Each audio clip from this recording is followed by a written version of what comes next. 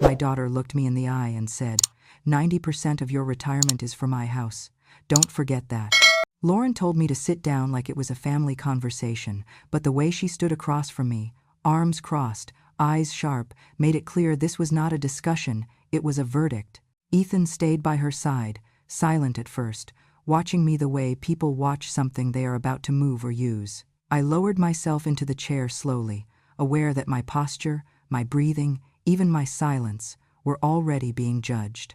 Lauren did not ease into it. She did not ask how I was. She did not pretend this was about concern or care. She looked straight into my eyes and said, flat and precise, as if she were reading a contract aloud, 90% of your retirement is for my house. Do not forget that. I felt the words land in my chest without noise, heavy and deliberate, and for a second I wondered if I had misheard her, but her expression did not waver, it hardened. Ethan cleared his throat and joined in with the voice of reason he liked to wear, saying, "What are you holding on to money for anyway? You do not have a future to plan for," then added, almost kindly, "The way you live is old-fashioned. It embarrasses Lauren." Lauren slid a folder across the table toward me, thick and organized, filled with printed spreadsheets and neat columns, down payment, closing costs, kitchen remodel, bathroom upgrades, landscaping, everything already decided. She tapped the page with her finger and said, "You are used to living small, Mom. You will be fine." I flipped through the pages slowly, my hands steady, recognizing the cruel efficiency of it all, how thoroughly my life had been reduced to numbers that served someone else's dream. She told me to sign, not later, not privately, but right there in front of my grandchild, saying it was important for children to learn about family responsibility, as if this were a lesson in love instead of a demonstration of control. I asked one quiet question, the only one that mattered to me. What is my part in this? And Lauren did not hesitate.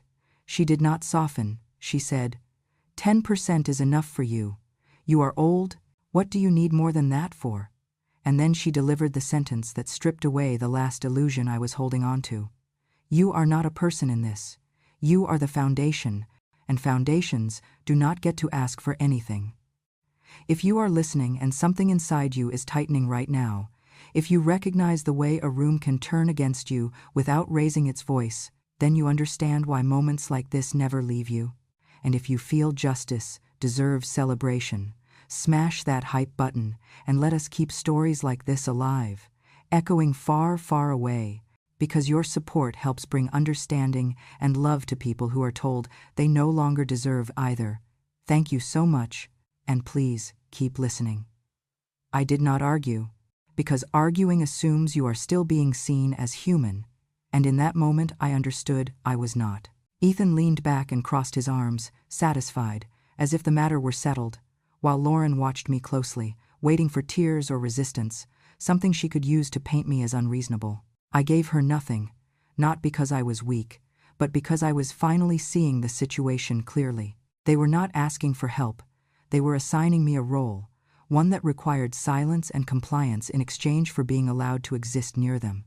I thought about the way the word retirement had been twisted, how it no longer meant rest or safety but obligation, how my careful planning had been repurposed as entitlement for someone else. Lauren repeated that I should sign, that this was just paperwork, that families did not keep score, and Ethan added that time was sensitive, that deals could fall through, that I should not complicate things now. I looked at my grandchild, sitting quietly, absorbing the lesson being taught without anyone naming it, and I felt a slow, cold clarity settle in. This was not about a house, it was about power, about reminding me that my worth had an expiration date, and that I had reached it. I folded my hands in my lap and stayed silent, and in that silence I felt something shift, not dramatically, not yet, but firmly, like a door closing behind me. They mistook my stillness for agreement, for submission, for the old habit of endurance they had come to expect, and Lauren nodded as if we were done, as if she had claimed what was hers. But as I sat there, listening to them talk over me about timelines and finishes and neighborhoods, I understood something I had never allowed myself to admit before. In that moment, I understood I was no longer a mother to them.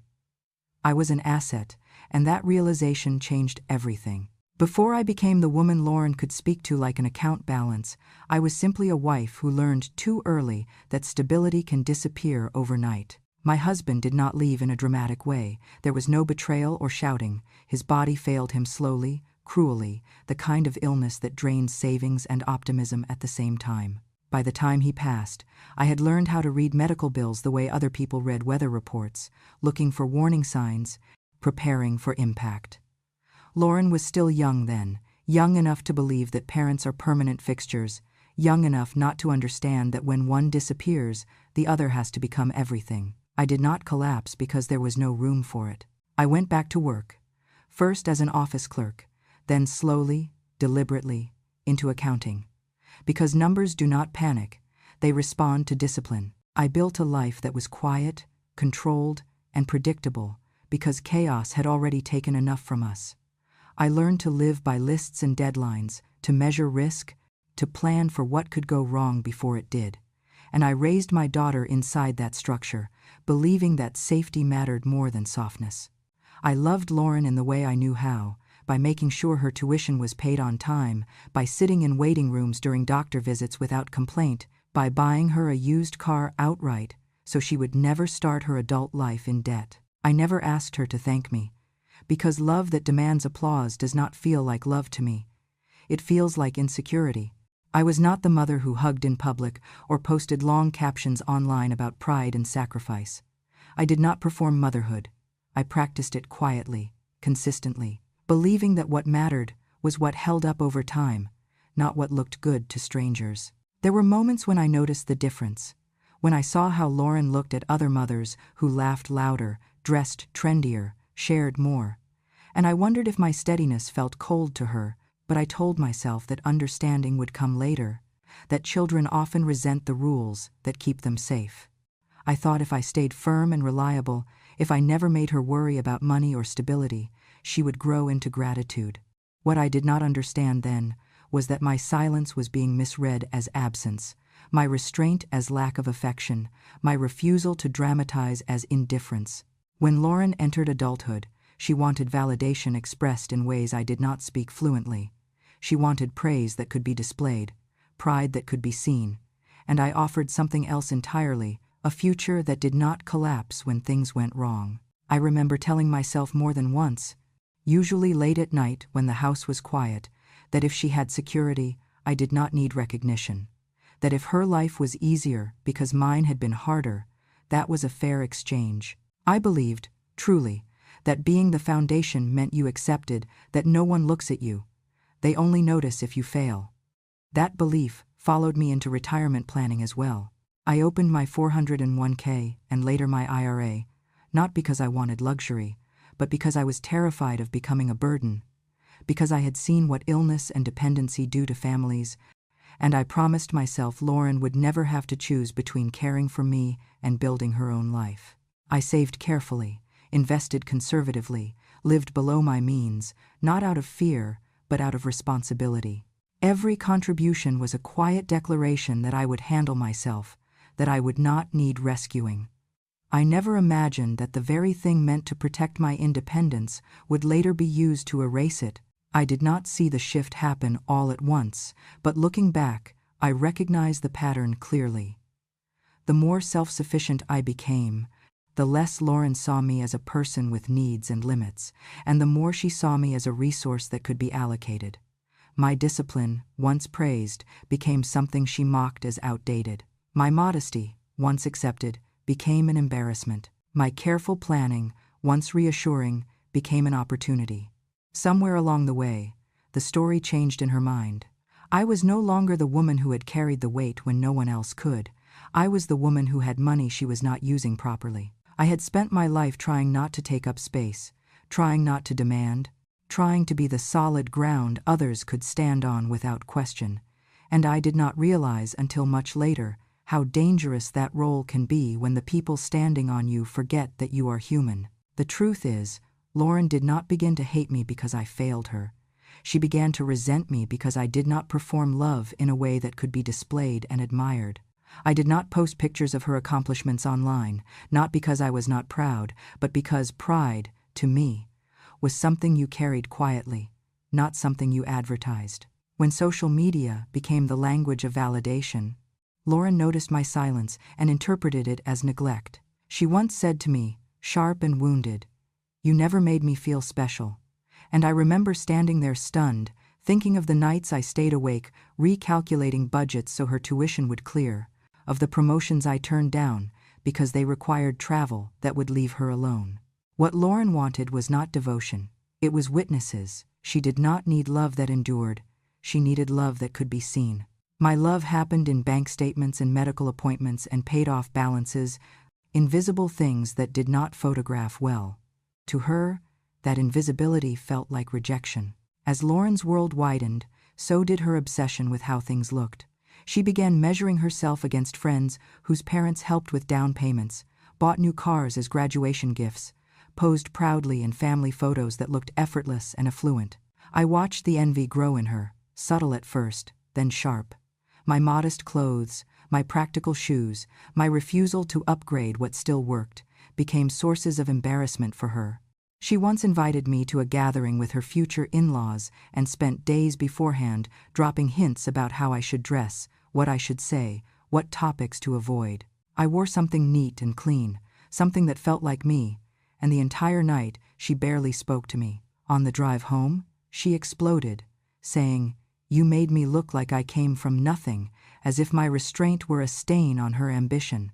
In her mind, image was inheritance, and I was failing to provide it. Lauren wanted upward momentum, constant and visible, and she began to see me not as someone who had already carried us upward, but as someone who was slowing her climb. She spoke often about status, about neighborhoods, about what it meant to look successful. I listened, and when she asked for help that felt premature, I said no, not because I wanted to withhold, but because I could see risks she refused to acknowledge. The first time she wanted me to co-sign a mortgage, her job history was unstable, her savings thin, and I told her I was not comfortable putting my retirement at risk. She heard that refusal, not as caution, but as betrayal. When the deal fell through, she rewrote the story to protect herself. Her failure became my fault. "If you had helped me," she said, "I would not be stuck." The fact that I had helped her entire life, did not count, because it was not the help she wanted in that moment. The double standard settled in quickly. When her friends received help from their parents, it was called generosity, family values, luck. When I held on to my savings, it was called selfishness. When I lived simply, it was framed as deprivation she had to overcome. When I planned carefully, it was labeled control. She accused me of wanting her to fail so I could feel superior, a sentence that cut deeply because it revealed how she had recast our entire history. "You want me beneath you," she said once, her voice shaking with accusation. "You want to stay on top." I realized then that my independence, the very thing meant to free her from obligation, had become a threat. I did not need her financially. I did not depend on her approval. And because of that, she could not feel powerful or generous toward me.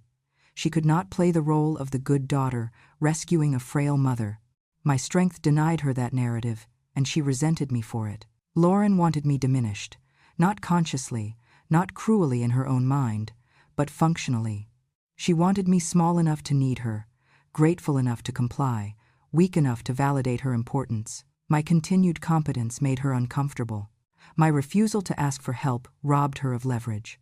The more I proved I could stand alone, the more she tried to remind me of my age, my limits, my supposed irrelevance. She spoke often about what would happen when I could no longer manage, planting seeds of inevitability, as if my decline were something she was waiting for.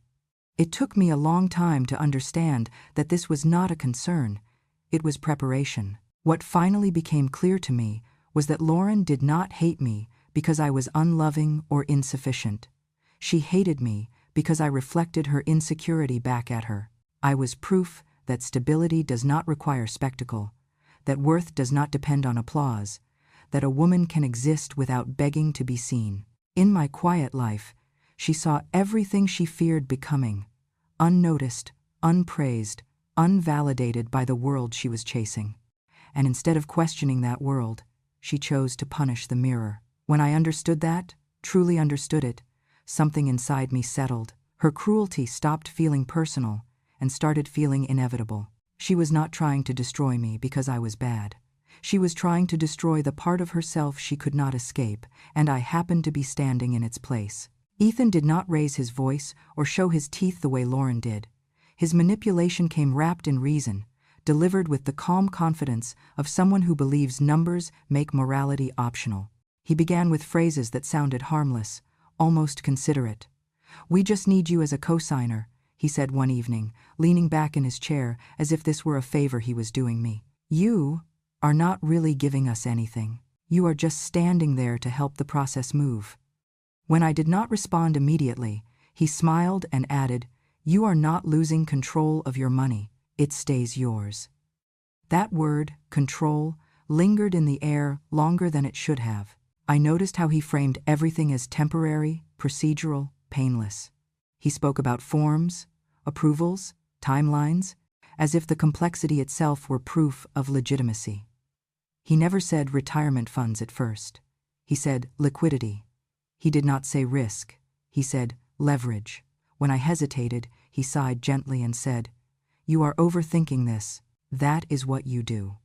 Lauren watched me closely during those conversations, her expressions shifting in response to his cues, as if he were translating my resistance into something she could resent.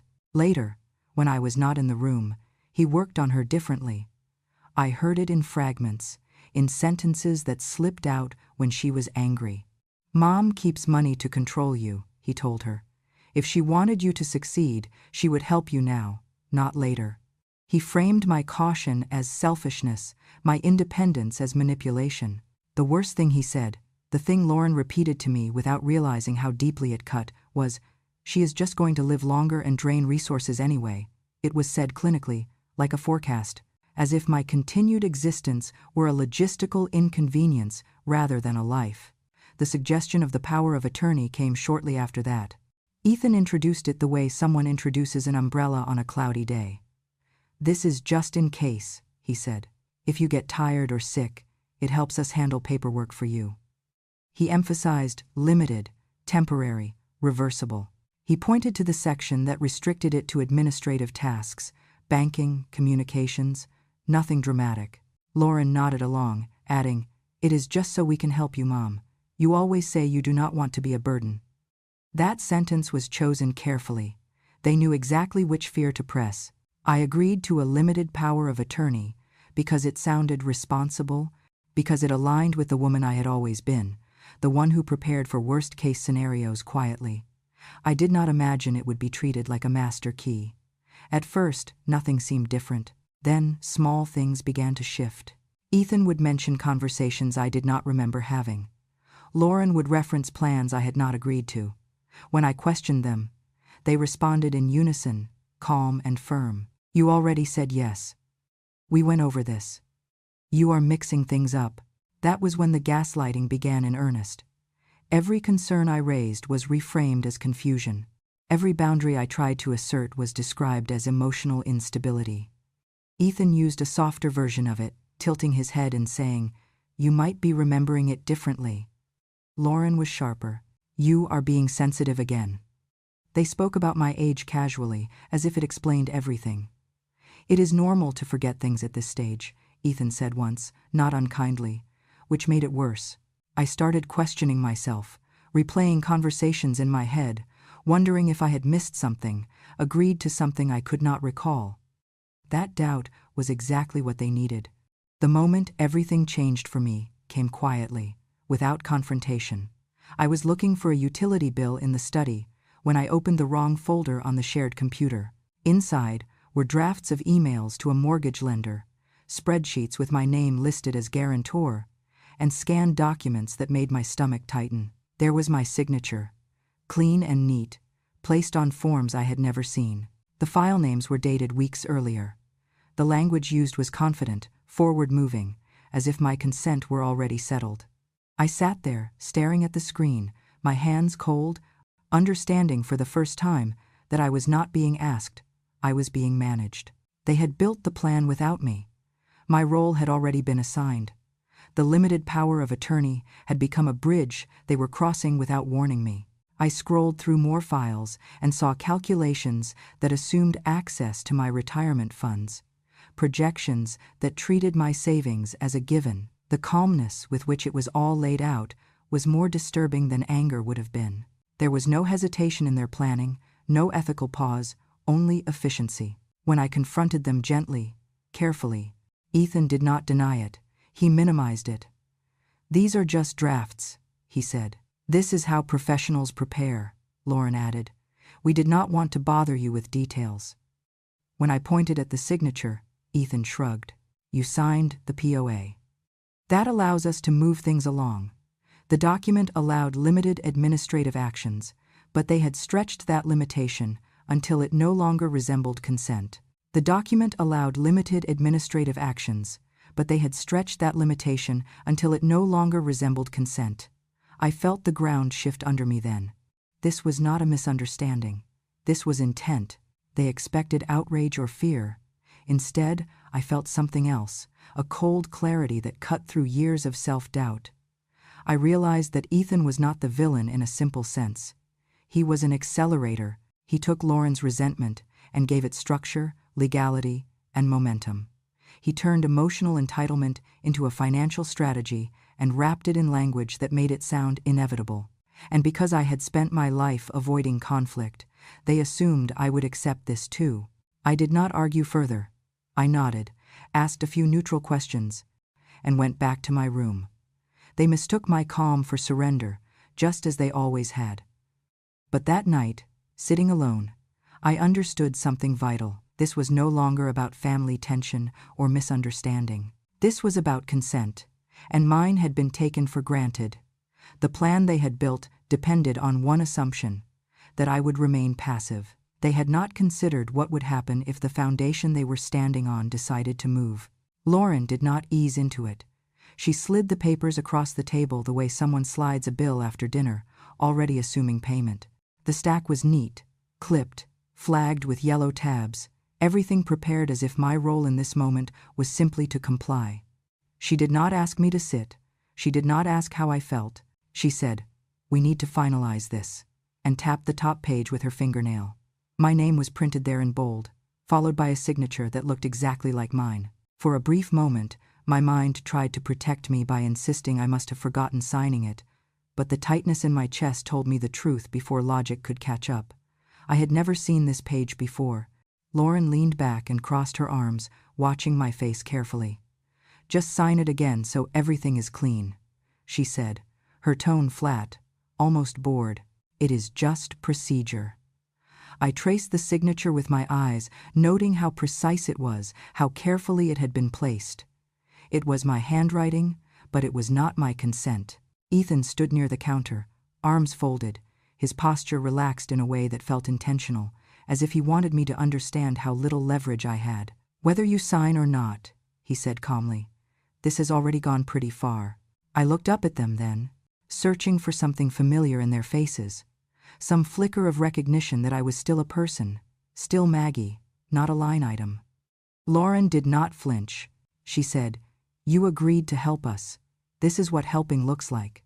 When I asked how they had my signature, she waved her hand dismissively. "You gave us permission to handle paperwork," she replied. "Do not pretend you do not remember." The room felt smaller with every sentence, as if the walls themselves were closing in on the assumption that my resistance was an inconvenience rather than a boundary. Ethan stepped closer and spoke as if explaining something obvious to a child. "No one is stealing from you," he said. "Your money is still being used for family. This is normal." His voice was steady, reasonable, the kind of tone that makes protest sound irrational by comparison. Lauren nodded along and added, "You always say family comes first. This is you proving that." That was when she said it, the sentence that stripped the situation of all pretense. "You are not the buyer," she said, looking me directly in the eyes. "You are the funding source. Do not play the victim." The words landed heavily, not because they were shouted, but because they were said without hesitation.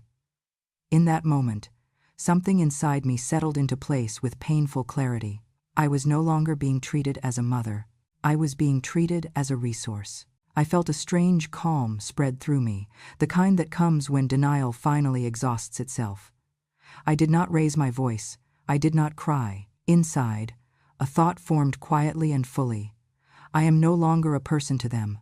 I am a wallet with legs.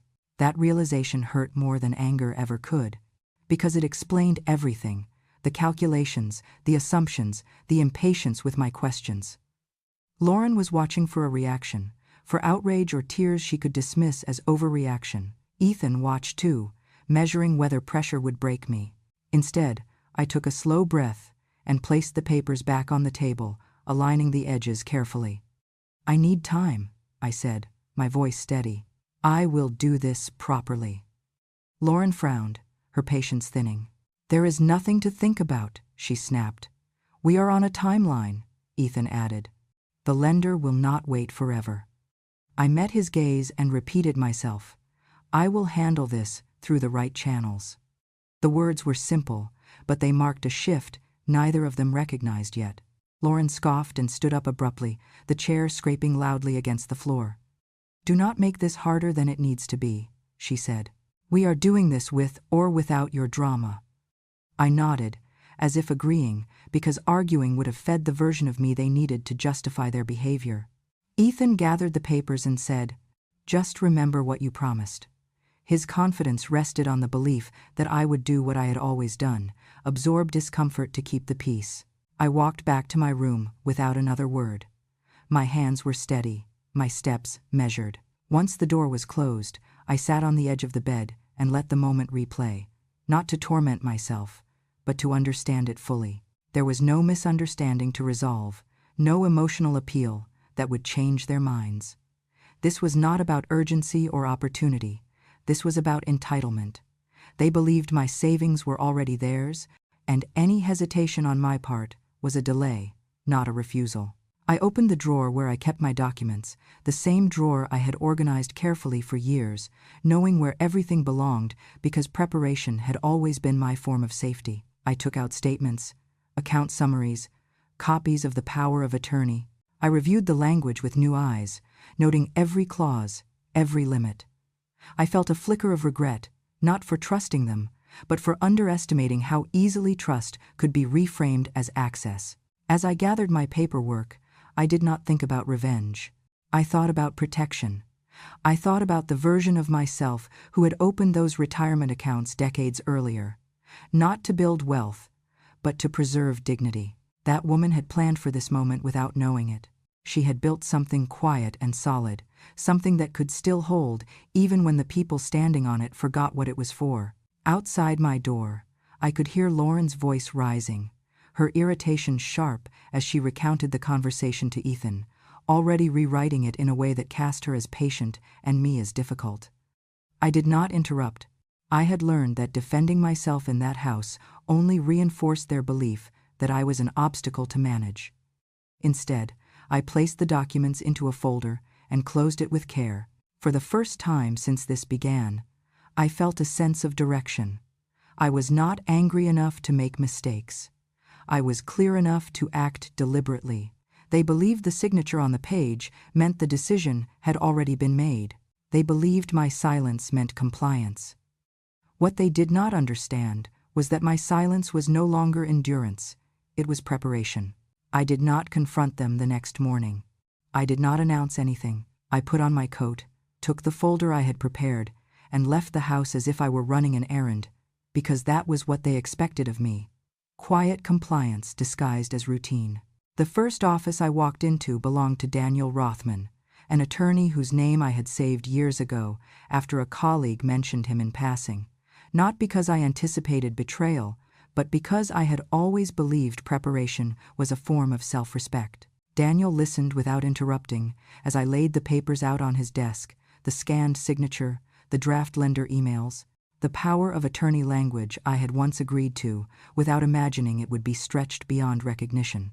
He examined everything carefully, his expression tightening, not with surprise, but with concern. When he finally spoke, his voice was measured and precise. He told me the power of attorney had been used outside its scope, that my signature appeared to have been replicated electronically, and that the documents presented to me exceeded any consent I had given.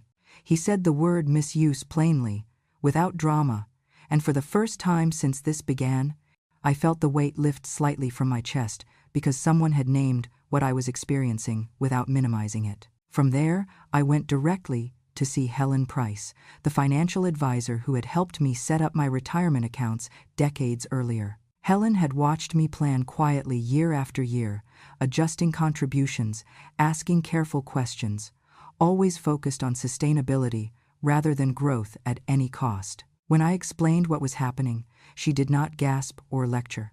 She nodded, logged into her system, and said, "We are going to slow everything down." She helped me place immediate security holds on my accounts, upgraded authentication requirements, and flagged my profile for in-person verification only. She explained each step clearly, making sure I understood not just what she was doing, but why. As she worked, she reminded me that control over my finances was not something I needed to justify to anyone. That reminder settled into me more deeply than she probably realized. The next call was the hardest, not because it was complicated, but because it marked the point of no return.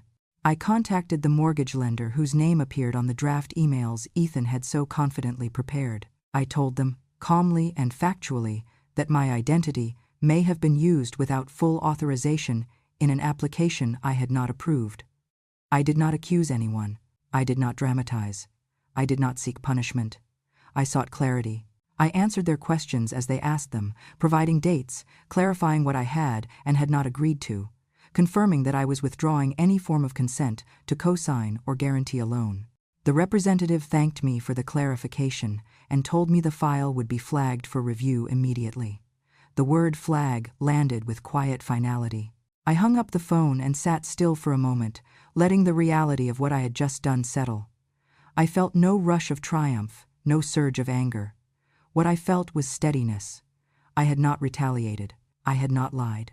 I had simply told the truth to the people who were obligated to respond to it. Whatever happened next would not be because I lashed out, but because systems exist for a reason, and I had finally chosen to use them. Later that afternoon, my phone began to buzz.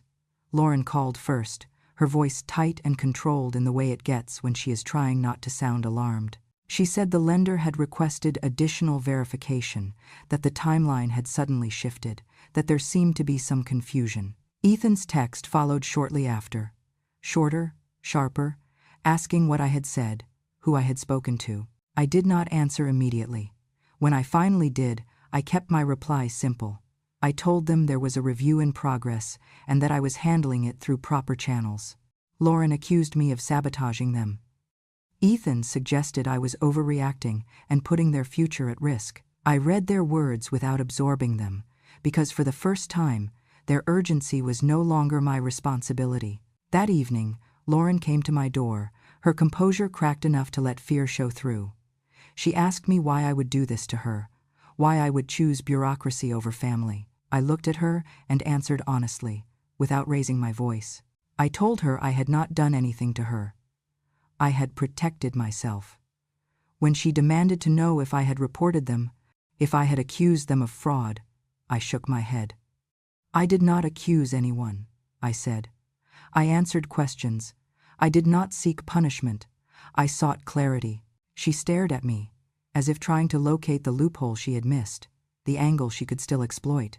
Ethan joined her then, his confidence gone, his words tumbling over each other as he tried to regain control of the narrative. He asked if I understood what this delay could cost them, if I realized how close they had been to approval. I listened and then said the sentence that ended the conversation. I did not file a complaint, I said. I did not make threats. I told the truth when they asked. The room went quiet, not because they accepted it, but because there was nothing left to argue against. That night, as I sat alone with my documents finally back under my control, I understood the full shape of the twist they never anticipated. They believed my signature was the finish line. They never considered that the same systems designed to process their advantage could also protect my autonomy. I had signed nothing new. I had agreed to nothing further, yet everything had changed. The process they tried to rush had turned inward, locking them out not because I sought punishment, but because I refused to be used. In choosing to speak plainly to the right people, I had closed the door they assumed was already open, and I did it without raising my voice, without calling it revenge, without becoming the villain they expected. Lauren did not knock this time. She burst into my room as if fear had stripped her of manners, her face flushed, eyes wild, phone clenched in her hand like evidence. She was crying and yelling at the same time, the words tumbling over each other, without order. She said I had ruined everything, that the lender had frozen the file, that the sellers were threatening to walk, that the clock was ticking, and it was all my fault. "You destroyed my life," she screamed, pointing at me as if blame were a physical object she could shove into my chest. I watched her carefully, noting how every sentence circled back to the deal, the timeline, the money. Not once did she ask if I was all right. Not once did she ask why I felt cornered enough to protect myself. Her grief was not for a relationship, it was for a purchase slipping out of reach. Ethan arrived a moment later, his energy different, sharp and contained, the way it gets when he is calculating rather than persuading. He did not look at me at first. He looked at Lauren and said, "You told me she would sign." The sentence landed like a match on dry paper. Lauren spun toward him, stunned. "Do not put this on me," she snapped. "You said you handled the paperwork." Ethan shot back that he had handled what he could, that he relied on what Lauren promised, that she was the one who insisted I was a sure thing. The shift was immediate and brutal. Where there had once been unity in pressure, there was now separation in blame. They spoke over each other, voices rising, each trying to step out from under the consequences by shoving the weight onto the other. As they argued, details spilled out that had never been meant for me to hear. Ethan complained about the embarrassment, about how his colleagues would find out they had been flagged, about what it did to his image. Lauren fired back that she had always known he cared more about appearances than people. He countered that she was the one obsessed with status, with proving she had climbed higher than where she came from. The word came out sharp, cutting, and she flinched because it struck something true. They were not fighting about love or trust or family. They were fighting about alone, about pride, about whose reputation would take the hit now that the easy money was gone. Lauren turned back to me then, her voice changing mid-sentence into something softer, almost pleading. She said I was her mother, that mother's sacrifice, that I had always been strong, that this was just a rough patch and family pulled together. But even in that appeal, the language was transactional. She spoke about solutions, about temporary fixes, about how I could still help if I wanted to. She did not apologize. She did not acknowledge the way she had spoken to me, the way she had reduced me to percentages and foundations. She simply changed tactics, hoping familiarity would succeed where force had failed. I listened until she ran out of words. Then I spoke calmly, because calm was no longer something I used to keep the peace. It was something I owned. "I did not take your future," I said evenly. "I stopped financing your contempt." The room went quiet, not because they agreed, but because the sentence left no opening for argument. Ethan scoffed and said I was being dramatic, that this was about money, not feelings. I met his eyes and replied, "Exactly." The truth of that seemed to hit him harder than accusation would have. Lauren collapsed into a chair, her hands shaking, the fight draining out of her now that there was nothing left to extract. She asked what she was supposed to do. The question was new, and it startled her, because for the first time it was not directed at my resources. It was directed at reality. I did not offer solutions.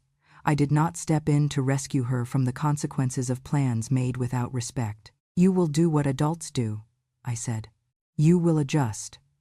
Ethan bristled at that, muttering about unfairness, about how this never would have happened if I had just signed like I always did. He stopped when I looked at him and said, "You built your plan on my silence. That was your mistake." They argued again, lower now, sharper, the kind of argument that leaves marks even when it ends. Ethan accused Lauren of mishandling me, of pushing too hard, of assuming control she did not have. Lauren shot back that he had encouraged it, that he had spoken about me like an asset from the beginning. Each accusation peeled back another layer of the partnership they had presented as solid. Without money to unite them, there was little left to hold on to. I stood and gathered my bag, not because I was fleeing, but because there was nothing left for me in that room. Lauren looked up as I moved toward the door, something like panic crossing her face. "You cannot just walk away," she said. "You are my mother." I stopped and turned to her fully, not angry, not cruel, just honest. "I am your mother," I said. "That does not mean I am your bank." The distinction seemed to break something open in her, because for the first time she saw that the role she had assigned me was no longer available. Control requires access, and she had lost it. As I left the room, their voices rose again behind me, not calling me back, but circling each other, looking for someone else to blame now that I was no longer absorbing it. I felt no satisfaction in their unraveling, only a sober recognition that this was always where it would lead once the money stopped masking the truth. Lauren had lost more than a down payment that day. She had lost the illusion that I existed to be managed, and I had gained something far more valuable than approval. I had reclaimed the right to stand apart, no longer as a foundation under someone else's house, but as a person whose boundaries finally held. I did not leave in a rush. That surprised even me. After everything that had been said and done, I expected anger to push me forward. But what guided me instead was order. I revoked the power of attorney formally, in writing, with witnesses, the same way I had handled every serious decision in my life. My retirement accounts were locked down with in-person verification only. No digital shortcuts, no third-party access, no assumptions. I met with my advisor one last time to review everything, not because I was afraid, but because I wanted clarity. For the first time in years, my future was quiet. No one was reaching into it. No one was standing over it with a calculator. I packed my things slowly, choosing what mattered and leaving behind what never truly belonged to me. There was no drama in it, just the steady understanding that a chapter had ended the moment my dignity became negotiable. I moved into a small apartment at Silverbrook Senior Community, a place that did not ask me who I was related to or what I could provide. They asked what I liked to read, whether I preferred mornings or evenings, how I took my coffee. It felt strange, being seen without being measured. The apartment was modest, clean, and warm, and when I locked the door behind me the first night, the silence felt earned rather than imposed. I redirected part of my savings quietly, deliberately, a donation to an organization that helps protect seniors from financial exploitation, another to a small scholarship fund for women returning to school later in life. I did not announce it. I did not need recognition.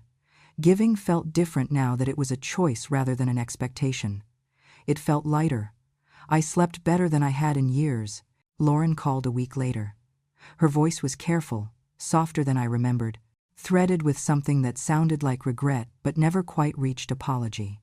She said she wanted to talk, to clear the air, to figure out a way forward. She spoke about misunderstandings, about stress, about how money complicates everything.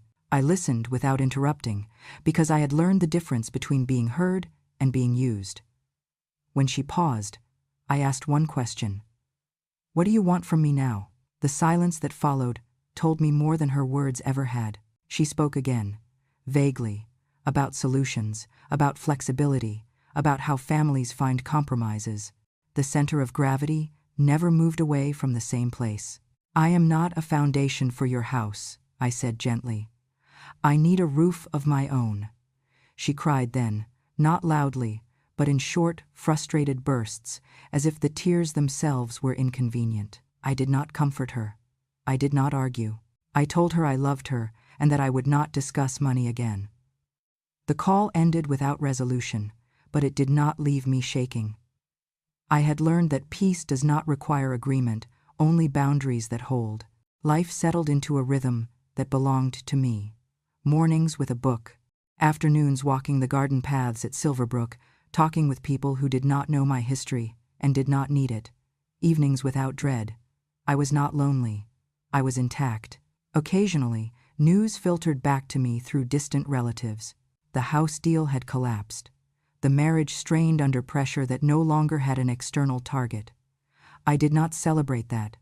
Consequences do not need an audience. One afternoon, months later, Lauren sent a message asking to meet.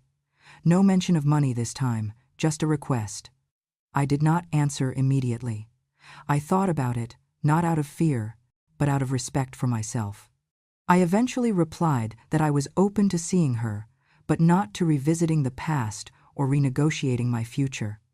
The reply came back quickly, a simple acknowledgement. Whether it would last, I did not know. What mattered was that I no longer needed to decide for both of us. Standing in my kitchen one evening, watching the light fade beyond my window, I thought back to the sentence that had started everything. 90%. A number delivered like a verdict. Lauren had forgotten one thing when she said it. I had already retired from the role she assigned me. I had stopped being a wallet with legs long before she noticed. I did not walk away angry. I walked away. Finished sacrificing peace for approval. Finished mistaking endurance for love. When my daughter told me my retirement belonged to her house, she assumed I would do what I always had. She forgot that I had spent a lifetime preparing for the day I would finally choose myself. Before you go, let me say this from the quiet place these stories come from. I did not tell this story to be pitied, and I did not tell it to shame my child. I told it because there are many women sitting in silence right now, believing endurance is the same thing as love, believing that being useful is the same thing as being valued.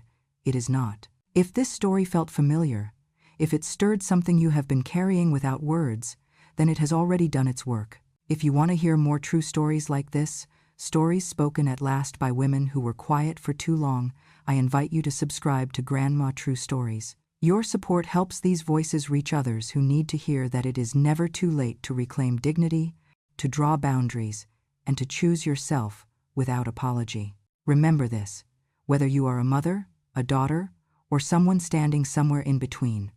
Love that requires your erasure is not love. Wisdom does not shout, but it remembers. And when a grandmother finally speaks, the world listens. Thank you for listening.